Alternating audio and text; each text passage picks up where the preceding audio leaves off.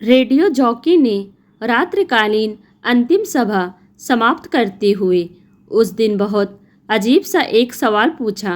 क्या आज आपने दिन भर में किसी भी समय में एक बार भी अपने बच्चों को प्यार किया? और इतना कहकर जॉकी ने शुभ रात्रि कहा और कार्यक्रम समाप्त कर दिया। ईरा के पास में रखा हुआ रिमोट उठाकर रेडियो बंद किया और सोचने लगी, यह क्या अजीब बात बोली आज रेडियो जॉकी ने। भला यह भी कोई पूछने की बात है? माता पिता अपने बच्चों को बहुत प्यार करते हैं। कौन ऐसा होगा जो अपने बच्चों से प्यार नहीं करता? सिर्फ आज की ही बात क्यों, हम तो हर दिन हर पल जीवन भर ही अपने बच्चों से बहुत प्यार करते हैं। ईरा ने सिर झटक दिया। वह दोबारा व्हाट्सएप और फेसबुक मैसेंजर पर अपने दोस्तों से चैट करने लगी। बगल में बैठा विशाल भी मोबाइल में आंख गड़ाकर वही कर रहा था।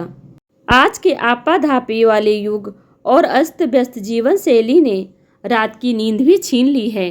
पलंग पर लेटने के बाद भी देर तक नींद ही नहीं आती। तब कोई क्या करे? वह तो भला हो, इंटरनेट का समय भी कट जाता है और दूर दराज के दोस्तों रिश्तेदारों का हालचाल पूछना और बातचीत भी हो जाती है। मगर आज अचानक दोनों की उंगलियां स्थिर हो गईं। मस्तिष्क में बार बार रेडियो पर सुना वाक्य घूम रहा था। दोनों के ही मन में एक अजीब सी उथल पुथल मच गई थी। मोबाइल की स्क्रीन पर संदेश, जोक्स, वीडियो सब आते जा रहे थे, लेकिन आंखें वह सब पढ़ ही नहीं पा रही थी। आंखों के सामने तो और ही कुछ घूम रहा था। दोनों ही सोच रहे थे उनका 6 वर्षीय इकलौता बेटा ईशान अपने कमरे में आरामदायक और सुंदर, खास तौर पर उसके लिए डिजाइन किए गए बिस्तर पर सो रहा था। ईशान के पास अपना खुद का कमरा था। बच्चों की पसंद के हिसाब से कमी कैसे होने दे सकते थे? उसी के लिए तो कमा रहे हैं। फिर भी आज मन बच्चे से प्यार करने की बात पर विचलित क्यों हो गया? ईरा ने बेचैनी से विशाल की ओर देखा तो पाया कि वह भी मोबाइल हाथ में पकड़े हुए सामने रेडियो की ओर घूरता हुआ अपने आप में खोया हुआ है। दोनों ही जैसे झटके से आभासी दुनिया से कटकर वास्तविकता में आकर अपना विश्लेषण कर रहे थे। ईरा और विशाल ने अपने अपने मोबाइल रख दिए। क्या हम अपने बच्चों से प्यार नहीं करते? 5 मिनट की चुप्पी के बाद विशाल ने ईरा से पूछा। ईरा चुप थी। क्या पैसे से खरीद कर दिए जाने वाले खिलौने और सुख सुविधाओं के सामान को ही वास्तव में प्यार कहते हैं? कब आखिरी बार ईशान को गोद में लिया था? कब उसके माथे पर स्नेह से चुम्बन लिया था? कब उसे कहानी सुनाई थी? अपने हाथों से उसे खाना खिलाया था? याद नहीं। करियर की चकाचौंध, पैसा कमाने की होड़ और घर लौटने के बाद रिलैक्स करने के नाम पर आभासी दुनिया के आभासी रिश्तों की धुंध में खो जाना, यही दिनचर्या थी उनकी। वास्तव से अधिक आभासी से अपनवत टेक्नोलॉजी के विकास में मनुष्य को कितना पर्सनलाइज्ड कर दिया है। दूरियां तो कम नहीं हुई, उल्टे मनुष्य अपने व्यक्तिगत खोल में सिमटता चला गया। Personal account, personal phone, personal FB और व्हाट्सएप और पर्सनल फ्रेंड्स, घर परिवार और साथ रहने वालों से अलग थलग व्यक्ति स्वयं में ही डूबा रहता है। दूर देशों में बसे लोगों से चैट करने में मशगूल होकर साथ में बैठे व्यक्ति को भी भूल जाता है। इस तकनीकी विकास ने हमें पास लाया है या दूर कर दिया है? ईशान को जो समय देना चाहिए वह समय दोनों चैटिंग को दे रहे हैं। दिन भर आया के पास रहने वाला ईशान कितना तरस जाता होगा माता पिता के स्पर्श के लिए, स्नेह के लिए। आज रेडियो जॉकी के एक प्रश्न ने उन्हें अपने अंतर मन में झांकने और सोचने पर मजबूर कर दिया। मैं भी यही सोच रही हूँ। क्या हम सचमुच में अपने बच्चे से प्यार करते हैं? हम ईशान के लिए जो कुछ करते हैं, क्या उसे प्यार कहते हैं? या हमारे माता पिता ने हमारे लिए जो किया वह प्यार था? तब पिज्ज़ा, नूडल्स और चॉकलेट नहीं थी, लेकिन माँ अपने हाथ से कितने प्यार से खाना खिलाती थी। देर तक अपने में डूबे रहने के बाद ईरा ने जवाब दिया, हाँ ईरा, कभी घर के कामों में माँ व्यस्त रहती तो दादी, बुआ, चाची, ताई बहनें, कितने सारे रिश्ते हमारे पास कोई भी गोद में उठा लेता था, दुलार लेता, खाना खिला देता। नहीं खाते तो कितनी मनुहार करके खिलाते थे। विशाल पुरानी यादों में खो गया। बचपन के रिश्ते और भरे पूरे संयुक्त परिवार की न जाने कितनी प्यार भरी यादें और बातें मन में कौंधने लगी थी, जिन्हें उसने इस आपाधापी और चकाचौंध भरे जीवन में न जाने कब से भुला दिया था।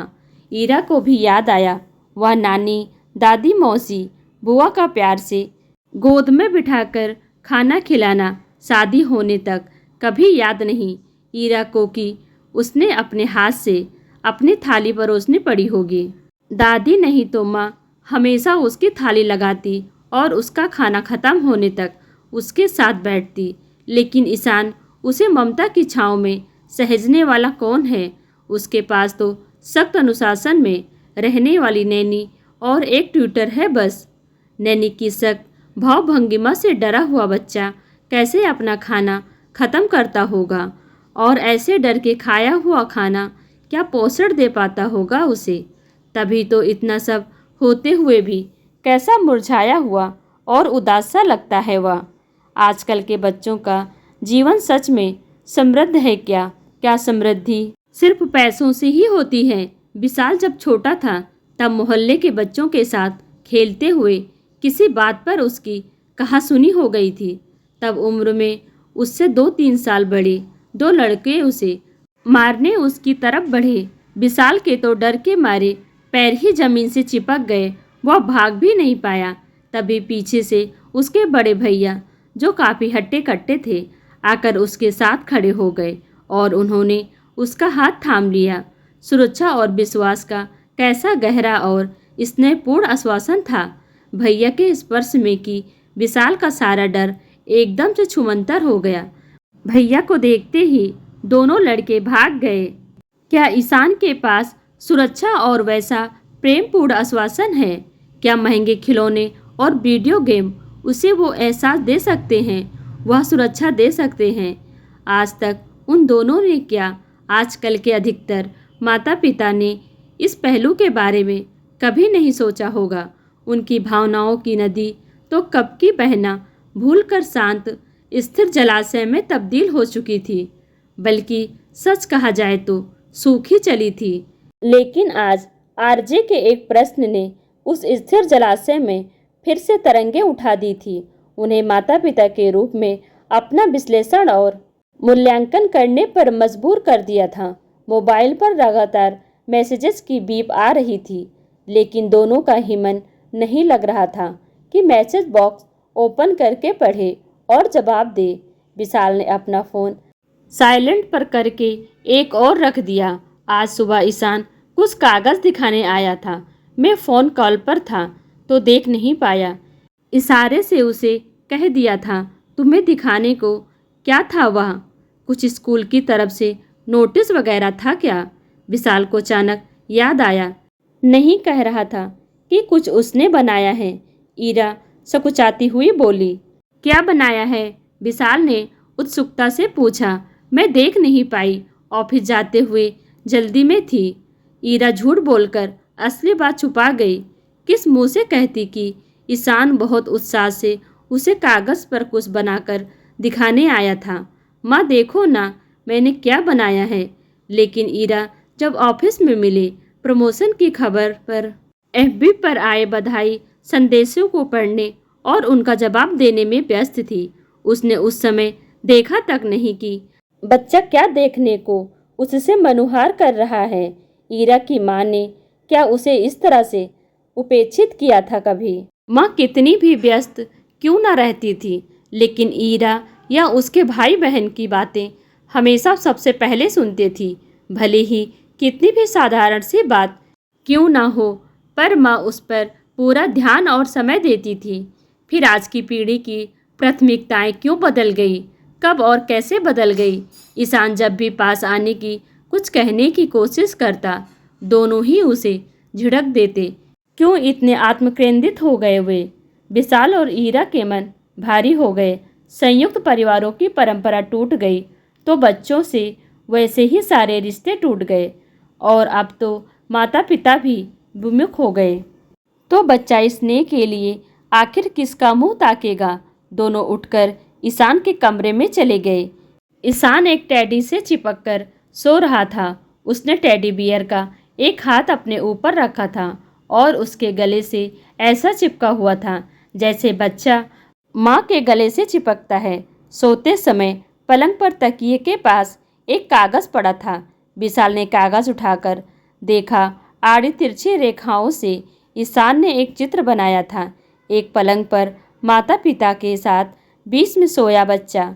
चित्र में बच्चे के ऊपर माता पिता ने अपना एक एक हाथ रखा हुआ था। चित्र का बच्चा नींद में भी मुस्कुरा दिया। अब उन्हें जॉकी की बात का अर्थ समझ में आया। प्रेमपूर्ण स्पर्श ही सच्चा प्यार है। स्पर्श किसी भी दूसरी वस्तु से अधिक कीमती है।